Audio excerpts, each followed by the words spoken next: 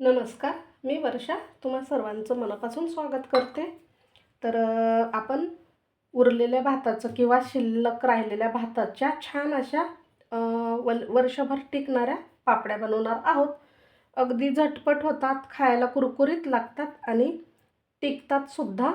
तर इथे एक भांडा हा रात्रीचा भात शिल्लक राहिला होता आणि तो मी फ्रीजमध्ये ठेवून दिला होता बघा.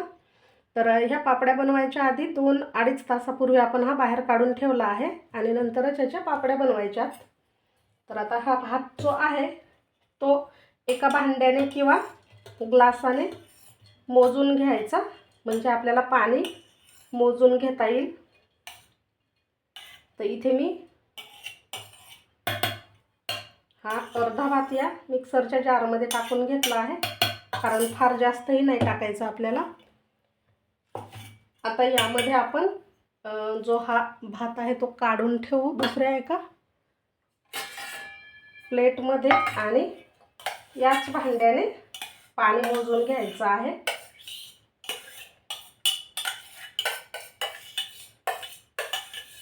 अगदी सहज आपण ह्या पापड्या बनवू शकतो. थोडासा भात शिल्लक राहिला असेल तर तुम्ही नक्की करून पहा. आता ह्या भांड्याने आपण भात मोजून घेतला आहे, त्याच भांड्याने पाणी देखील घ्यायचं आहे. तर एक भांडं एवढं भात आहे बघा आपला.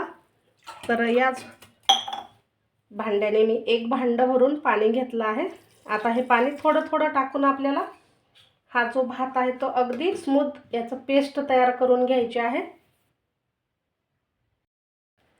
तर अशी ही स्मूथ पेस्ट तयार आहे आणि ही आपण या ज्या भांड्यात आपल्याला शिजवायचे आहे त्याच भांड्यात काढून घेत आहोत.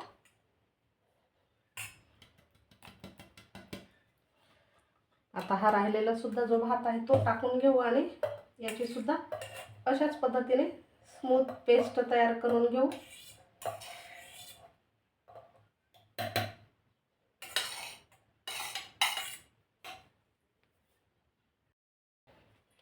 आता हे सुद्धा आपण काढून घेत आहोत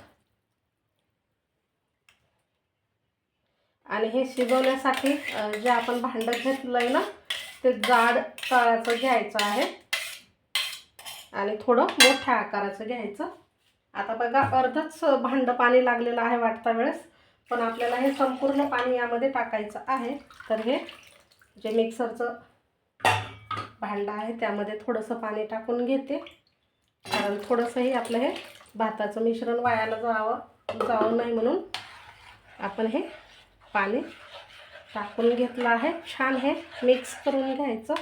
आता हे पाणी आपण यामध्ये टाकून घेऊ आणि अजून या भांड्याने आपण अर्ध भांडं पाणी एवढं टाकायचं आहे, म्हणजे 1.5 भांडं आपण पाणी याच्यात टाकलं आहे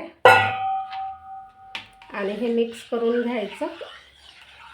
आता हे जरी थोडं पातळ वाटलं तरी पण जसं आपण हे शिजवू तसं तसं घट्ट होत जातं. त्यामुळे पाणी 1.5 भांडं टाकायचं. कोणत्याही आपण कपानं किंवा वाटीने जरी भात मोजून घेतला त्याच्या 1.5 भांडं एवढं पाणी घ्यायचं. आता आपण गॅस पेटवून घेणार आहोत आणि ही कढई या गॅसवर ठेवणार आहोत शिजवण्यासाठी. तर इथे बघा मी छान अशी मोठी कढई घेतली आणि जाड तळाची आहे त्यामुळे ही कढई घेतली आहे. आता फुल गॅसवरती आपल्याला हे उकळी येईपर्यंत शिजवायचं आणि याला उकळी आली की मग थोडासा म्हणजे गॅसची फ्लेम जी आहे ती मीडियम ठेवून चांगलं 20 ते 25 मिनटं हे शिजवायचं आहे. सारखं याला ढवळत राहा मात्र, नाही तर मग काय होतं हे शिजायला लागलं का तळाला चिकटतं. तर अधूनमधून हे असं फिरवून घ्यायचं आहे बुडापासून अगदी.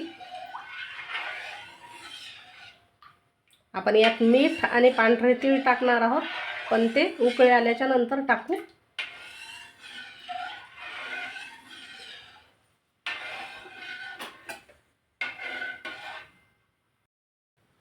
तर आता बघा याला उकळी आली आहे. आता यामध्ये आपण थोडंसं मीठ टाकून घेऊ आणि गॅस मध्यम आचेवर ठेवू. आता उकळी आल्याच्या नंतर आपल्याला गॅस कमी करून घ्यायचा. आपण भात शिजवता वेळेस मीठ टाकलेलं आहे, अगदी थोडंसं टाकायचं, कारण यात आपण पाणी टाकलं आहे त्यामुळे अगदी थोडंसं टाकायचं. आणि तीळ टाकायचे आहेत, पांढरे तीळ. तुम्ही हे पापड्या ज्या आहेत त्या प्लेनही करू शकता, पण मला तीळ आवडतात म्हणून मी टाकते. ऑप्शनल आहेत, नाही टाकायचे तर तरी देखील चालतं. आता हे छान आपण मिक्स करून घ्यायचं. आणि आता आपल्याला मात्र हे उकळी आल्यावर 15 ते 20 मिनटं चांगलं असं शिजवून घ्यायचं आहे. शिजवणं खूप गरजेचं आहे, नाहीतर मग काय होतं, पापडचे तुकडे पडतात, चिरा जातात त्याला आणि ते छान निघत नाहीत वाळल्याच्या नंतर. तसं ह्या पापडला फार उन्हाची गरज नसते. आपण हे फॅनच्या हवेखाली देखील सुकवू शकतो, पण जास्त दिवस टिकण्यासाठी 2-3 तास तरी कडक उन्हामध्ये हे आपल्याला वाळवायचे आहेत. तर आता मी हे गच्चीवरच टाकणार आहे, त्यामुळे चांगले कडक वाळवून घेते. तर आता हे उकळी आल्याच्या नंतर बघा, याला घट्टसरपणा असा वाढत जातो ह्याचा. आणि आपल्याला असा अधूनमधून तळापासून असं फिरवत घ्यायचं, म्हणजे हे तळाला चिकटणार नाही आणि छान शिजेल. तर आता हे चांगलं 20 ते 25 मिनटं तरी मी शिजवून घेते, म्हणजे जेवढं हे जास्त शिजेल ना तेवढं छान पापड हे तयार होतात, पांढरे शुभ्र होतात. आणि हो, पाणी इथे मी 1.5 भांडं घेतलं आहे, तर पाण्याचं प्रमाण थोडंसं कमी जास्तही लागू शकतं. बघा, तांदूळ तुम्ही कुठला घेता, कोणता घेता, त्यावरती पाणी थोडं कमी जास्त लागू शकते. तर पाण्याचा अंदाज मात्र आपल्याला घ्यायचा आहे. तसं याला पुरेपूर म्हणजे 1 भांड्याला मी 1.5 भांडं एवढं पाणी घेतलं आहे, तर ते परफेक्ट झालं आहे. तुम्ही पाहू शकता, छान हे व्यवस्थित दिसत आहे.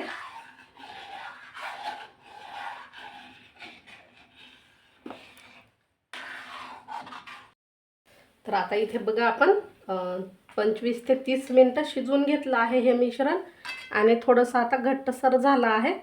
गॅस इथे बंद करायचा, कारण आता जास्त आपल्याला शिजवायचं नाही आहे. गॅस बंद केल्याच्या नंतर लगेच मी हे दुसऱ्या एका अशा भांड्यात काढून घेते, आणि थोडंसं थंड करून झाल्याच्या नंतर आपण याच्या पापड्या टाकून घेणार आहोत. तर आता कढई खूप गरम आहे बघा. थोडंसं हे गार करून झाल्याच्या नंतरच आपण अशा ह्या भांड्यात काढून घ्यायचं, म्हणजे ही एवढी मोठी कढई न्यायची गरज नाही आपल्याला. आणि कढईत थंड व्हायला सुद्धा वेळ लागेल, म्हणून आपण दुसऱ्या अशा एका भांड्यामध्ये काढून घेत आहोत, जेणेकरून लवकर थंड होईल. हे गरम गरमच ह्याच्या पापड्या नाही टाकायच्या आपल्याला पॉलिथिनवर, थंड झाल्याच्या नंतरच टाकायच्यात.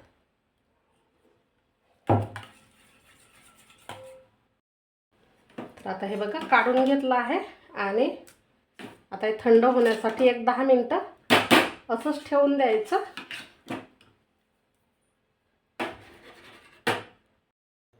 तर आता बघा, आपण ह्या फॅनच्या हवेखालीच थोडा वेळ टाकून ठेवणार आहोत अशा पॉलिथिनवर, आणि नंतर मग थोड्याशा सुकल्याच्या नंतर आपण गच्चीवर वाळू घालणार आहोत. तर आता हे मिश्रण पण थोडं थंड झालंय. आता आपण या पळीच्या सहाय्याने अशा छोट्या छोट्या ह्या पापड्या टाकून घेणार आहोत. थोडंसं हे मिश्रण टाकायचं आणि अशा फिरवायच्या आहेत, म्हणजे काय होतं, जास्त जाड होणार नाहीत. छोट्या छोट्या टाकते मी इथे, तुम्ही तुमच्या आवडीनुसार टाकू शकता, म्हणजे लहान मोठ्या बनवू शकता. अशा ह्या संपूर्ण आपण टाकून घेऊ.